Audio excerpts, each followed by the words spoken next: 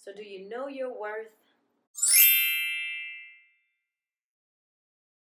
Hello, my name is Catherine Simone. This is my channel, of course, The Mirror Image. Now, before you say anything, I'm going to just go ahead and put this out on the table. I know I say I upload every Friday, and I missed last week. And in my defense, there was a lot of good food happening that week due to, Thanksgiving and everything. I know that's not an excuse because I had like 6 other days that I could have recorded and edited and everything. But I did fall a little bit behind, but I'm getting back on schedule every week, Friday. So stick with me. It won't happen again. Now, back to my topic. So I want to talk about self-worth, but in the form of being an entrepreneur and not so much relationship-wise or knowing your self-worth just in general. I've covered that in my self-reflection video before, and then I do plan on expanding with knowing your self-worth as it pertains to relationships in the future. But right now, I want to focus on knowing your worth as an entrepreneur. So to kick things off, I am going to talk about an interview that I just recently watched with Forleo and Seth Godin. Now, if you don't know who they are, I do have the link in the description below of the actual video. Marie has her own YouTube channel, and she does a lot of different interviews. And Seth Godin is a entrepreneur. He's an author. He's so many different things. He's a speaker, and he does a lot of great work. The one thing I loved about this interview that he brought up was the fact that we tend to sell ourselves short. And the fact that we do so because we question on how we can compete in a market where there's so many other people doing the exact same thing that we do. And he brought up the idea that that was a selfish way to think. And the reason why he said that was because, we're supposed to be trying to make sure that our clients and people that we work with are getting the best quality product and not worry about them finding us and coming to us because we're so special. They're special. They're where our focus should be. With that being said, when you make pricing for your product, for what you make, you price it based on your time, your service, and your worth. You're worth more than we give ourselves. You don't want to be the cheapest product. You want to be the best product, the best option available.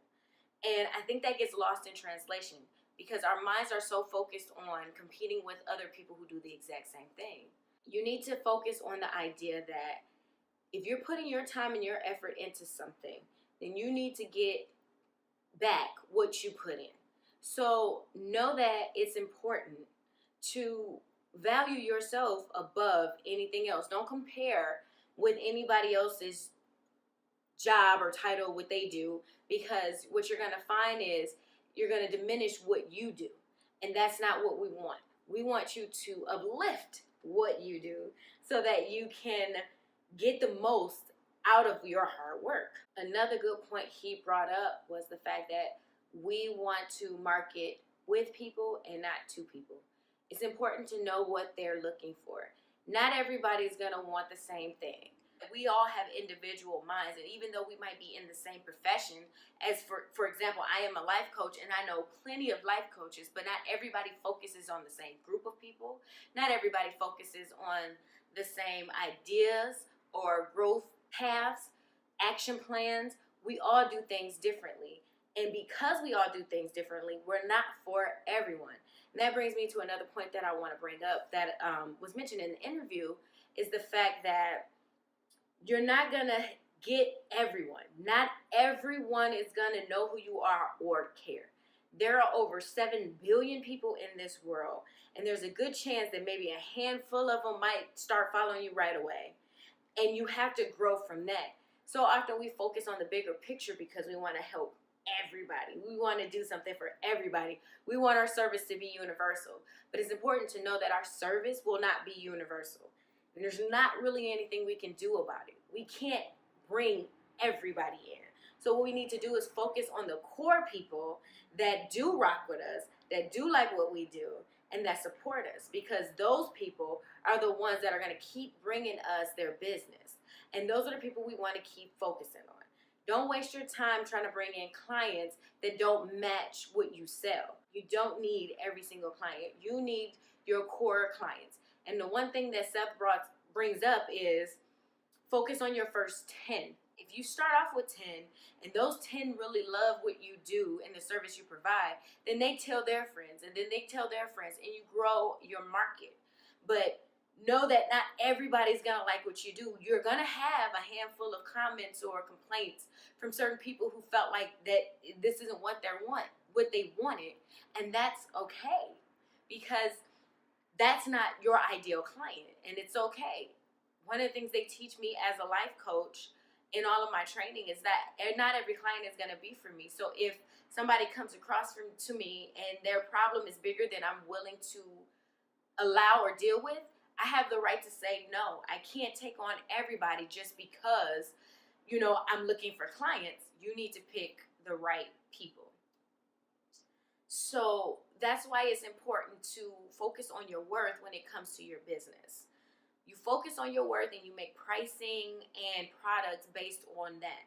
You don't diminish what you do or try to be the cheapest. The one thing about being the cheapest is, as long as you're trying to be the cheapest, you're going to always have to drop your prices and fight in that market. You're never going to maintain being the cheapest. And then that's just going to continue to take money out of your pocket. Because if somebody sells their product for $20 and you're like, okay, I'm going to sell it for $18, you're going to find somebody else who's willing to sell it for $15.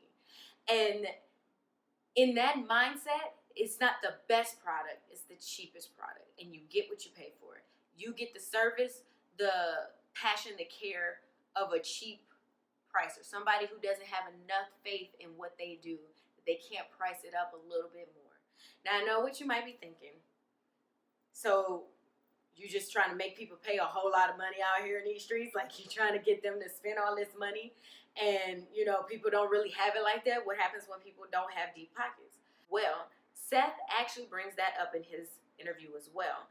I'm not going to go into a whole lot of detail with it because those were his words, and I feel like you really need to focus in and listen to his words because they're brilliant. But the thing about that is, you'd be surprised at what we spend money on as a group of people. I know me personally, I spent a lot of money on things I had no need or reason for because I wanted them. And now, when something else that I want is right in front of me, do I want good quality or do I want the cheaper product? You're always going to have an option of the cheaper product. And you can go ahead and get it, but you can't get mad or frustrated when it's not worth anything in the long run. When it breaks, or the designs on your nails aren't as good, or your hair isn't as nice and healthy as you would like because you went with somebody who was charging less, who was doing less. We spend money on things all the time, things that we want, whether it's high quality, low quality, whatever. I know a bunch of people who buy sneakers like it's water, like they need it to live, and they will spend any amount of money on these shoes no matter what the cost is because that's what they want. And when you come across clients that know what they want, they're willing to pay for the service that they want. So don't focus on all these other people who are like, well, that's too much for me and this, that, and the third. I understand that, and that's okay. That's okay that it's too much for you and that you can't afford my pricing, but somebody else can. And I'm going to cater to that person and give them the best possible experience I can give them. That's what you need to focus on. That's what you need to do. So what I want to leave you with today is the idea that you need to know your worth. In the beginning of being an entrepreneur, we all question ourselves about pricing, especially when we go out into a market where we have so much competition. Nowadays, there's so much competition because people are pulling away from corporate jobs. They want more options. They want more free time. They want more just in life. So everybody is trying to find their niche and their selling point. There are so many options, even if we're all doing about the same thing, because we don't all think about it the same way. There can only be one Catherine Simone.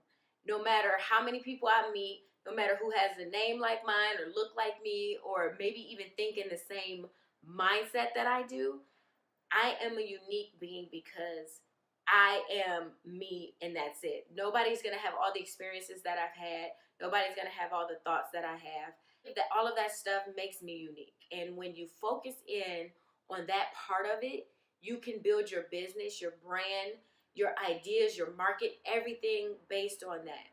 Don't focus on what other people are doing, and don't underprice yourself. It is so important that we charge our worth, that we put our blood, sweat, and tears into our business, and that we expect to get that kind of love and support back from our clients. So with that being said, what I want you to focus on going forward, if you are a new entrepreneur, or if you're in a job and you're not getting paid for the amount of work that you do, I want you to focus on, what are you worth? What is this talent that you have worth? What is your passion, your drive, all of that worth? Your time. You dedicate your time to anything you do. What is that worth? With that being said, I am done ranting, okay? Done. This conversation came up from watching a video, talking to friends, all of this where we're all just like, well, should we charge a little less? Should we charge a little more? No, you charge what you're worth. Dang it. And I will be back every Friday, and I will be on it, and I'm going to stop slacking because it's Thanksgiving, because I went out of town. And yes, I did go out of town. It was fun. I appreciate being out there. Have a good day, everybody, and always remember to ask yourself, how have I reflected my very best today? Bye.